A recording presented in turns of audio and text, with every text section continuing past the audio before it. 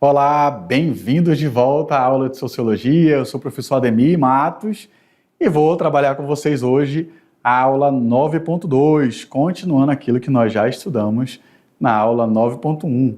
Vamos comigo? Nós vamos começar aqui fazendo uma breve revisão, né? Vou voltar com vocês alguns conteúdos da aula anterior rapidamente para poder a gente estudar o que seria a pesquisa, qual a importância da pesquisa científica, né? A pesquisa científica objetiva contribuir para a evolução dos conhecimentos ou do conhecimento humano em todos os setores, né? Dificilmente você vai encontrar uma área que não tenha ali surgido da pesquisa.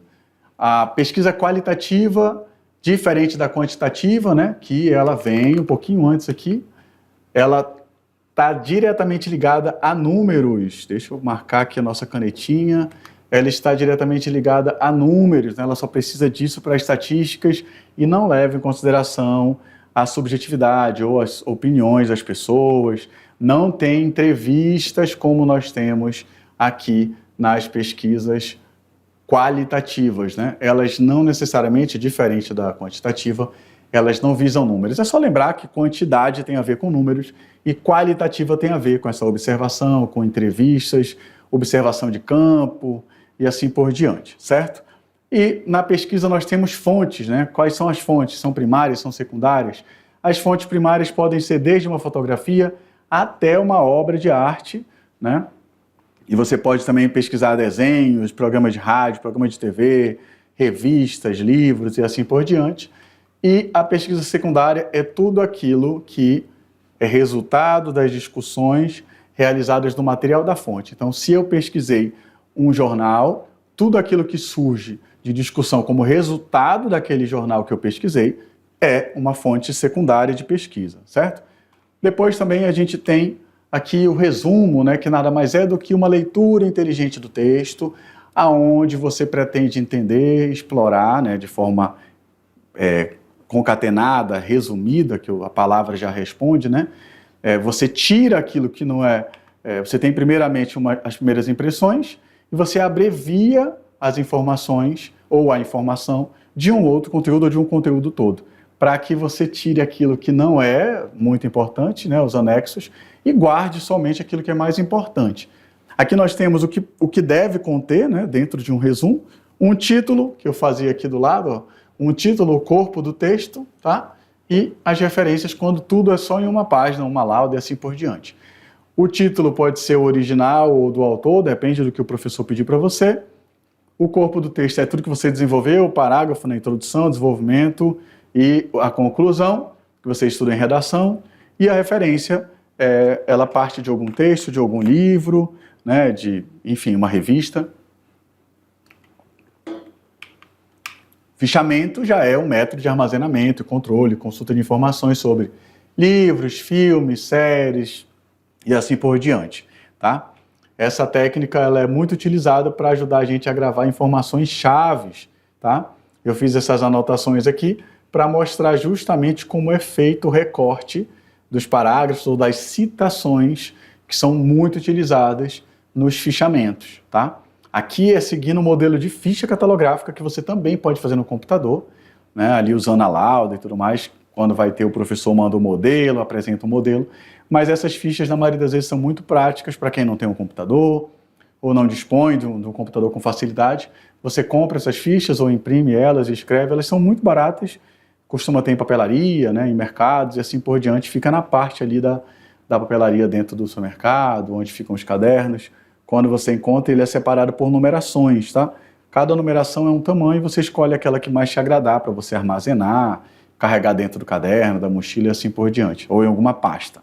E mapa conceitual também, que a gente tem uma espécie de vários conjuntos, né, ou vários conjuntos de ideias separados em uma forma de esquema ou organograma, quadrado, circular, triangular, ou desenhos coloridos, ou só letras, só fontes, né, com uma caligrafia mais bonita, outras nem tanto, tá? Aqui nesse, a gente consegue ver que ele é bem retangular, né?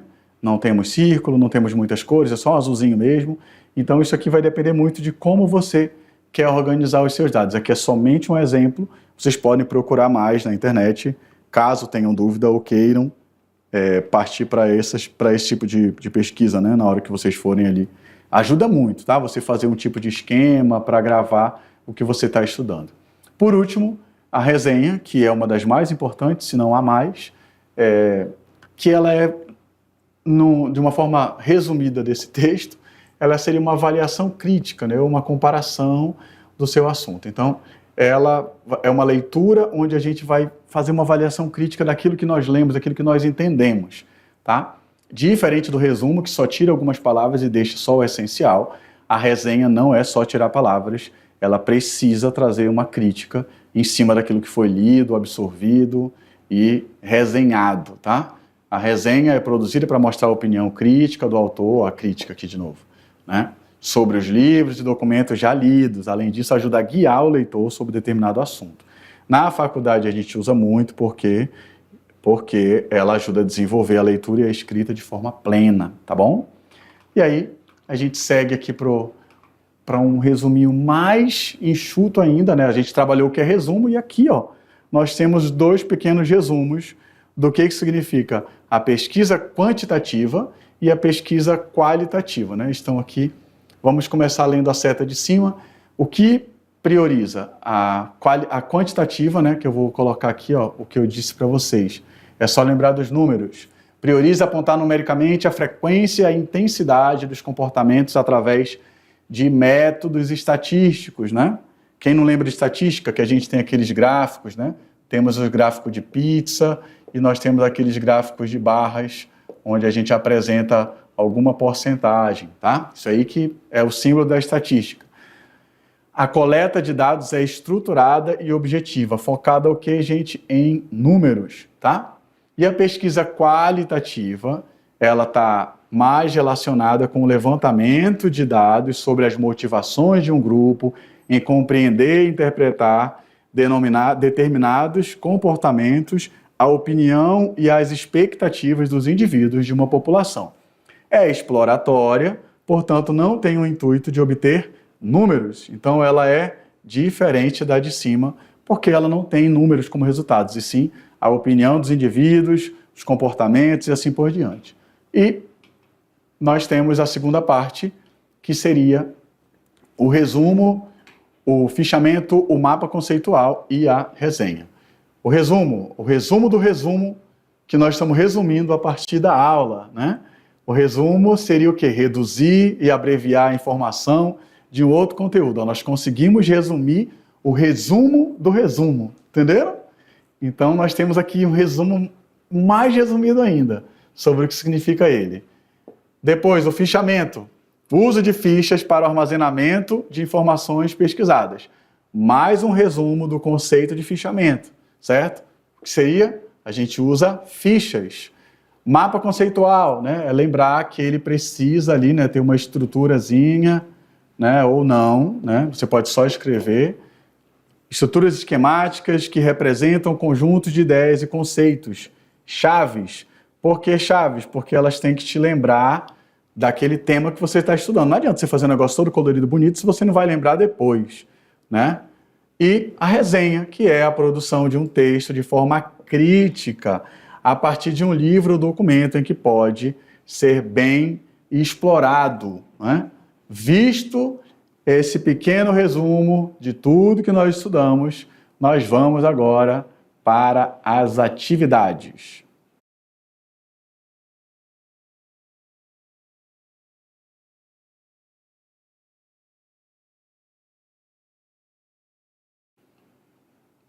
Vamos comigo resolver algumas atividades para ver o que nós conseguimos entender dessa aula? Vamos para a primeira questão. A investigação quantitativa tem como campo de práticas e objetivos trazer à luz dados, indicadores e tendências observáveis.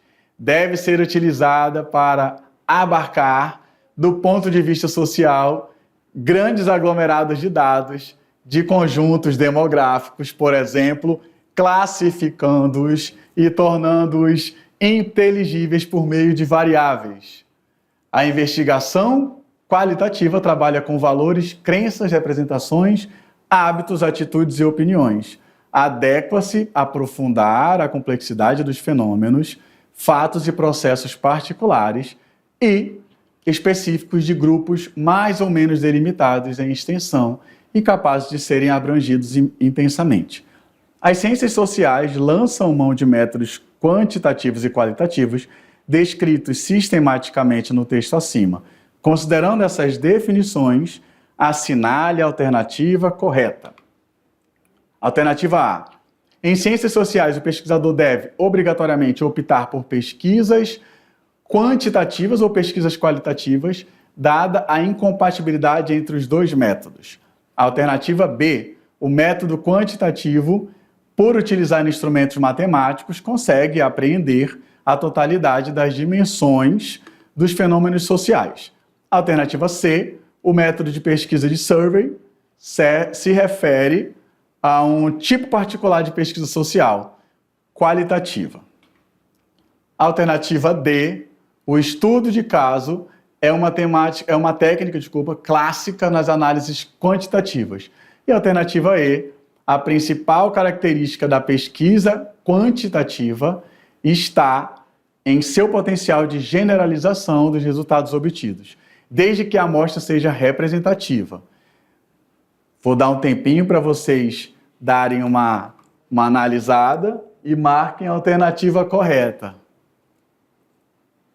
Vamos lá, qual é a alternativa correta? Então, é a alternativa E. A principal característica da pesquisa quantitativa está no seu potencial de generalização dos resultados obtidos, desde que a amostra seja representativa. Na questão 2, nós temos aqui um gráfico, né, que mostra a seleção da amostra, elaboração do pré-teste de questionário, possibilidade de abordagem, assim por diante. Segundo o esquema acima, esta forma indica uma pesquisa, alternativa A, uma pesquisa quantitativa, alternativa B, pesquisa qualitativa, alternativa C, pesquisa de amostragem, alternativa D, pesquisa domiciliar e alternativa E, pesquisa social. Vou dar um tempinho para vocês marcarem a alternativa correta e vamos lá. A alternativa correta é a alternativa A, né? Uma pesquisa quantitativa que visa o quê? Validar dados, visa números, certo? Vamos para a questão número 3. Observe o quadro abaixo.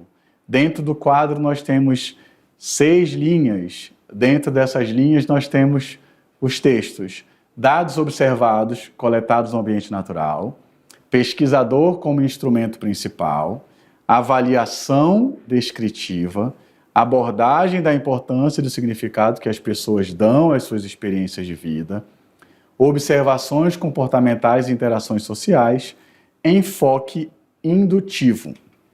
Conforme as características de pesquisa apresentadas, esta indica a alternativa A, pesquisa quantitativa, alternativa B, pesquisa descritiva, alternativa C, pesquisa qualitativa, alternativa D, pesquisa participante, alternativa E, pesquisa por amostragem.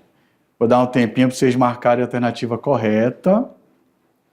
E a alternativa correta é a alternativa C, pesquisa qualitativa.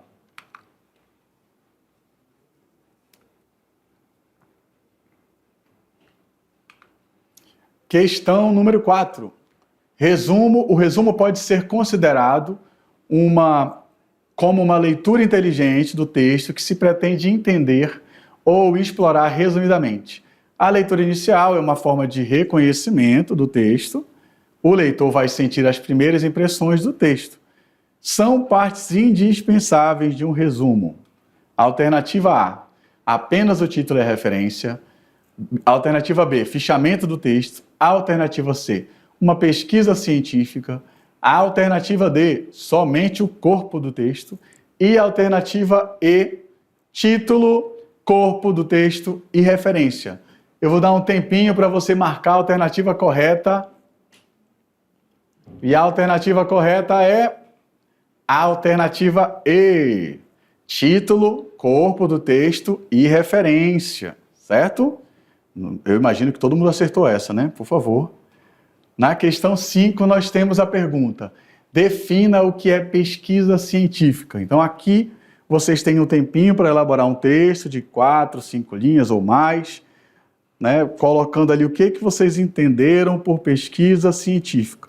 Tá? Vou dar um tempo para vocês fazerem e aí eu trago a chave da resposta para vocês. Respondendo o que seria a pesquisa científica. Uma pesquisa, ou um tipo de pesquisa, né, onde ela trabalha um processo sistemático de construção do conhecimento que tem como metas principais gerar novos conhecimentos, confirmar, confrontar, validar algum tipo de conhecimento pré-existente, testar, comprovar ou não, e assim várias outras palavras que vocês poderiam colocar, citando até mesmo exemplos do conhecimento científico, né? Como os conhecimentos tidos laboratoriais, os testes, os exames que nós fazemos de sangue e assim por diante. Nós temos muitos e muitos exemplos do conhecimento científico dentro da nossa realidade, dentro do nosso cotidiano. Eu agradeço vocês pela participação na aula, espero que vocês tenham entendido, né? Aguardo vocês na próxima aula. Muito obrigado e até lá. Um forte abraço.